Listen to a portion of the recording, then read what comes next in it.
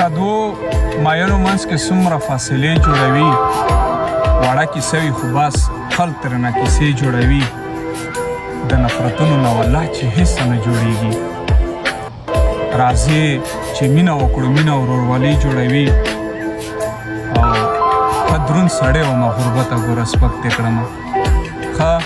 دروند سړی ومه غربته ګوره سپک دې کړمه دا خلک ځکه په ما ټوکې مسخرې جوړوي او د اتفاق ترمه تې مه کوه خوشحال خټکه د اتفاق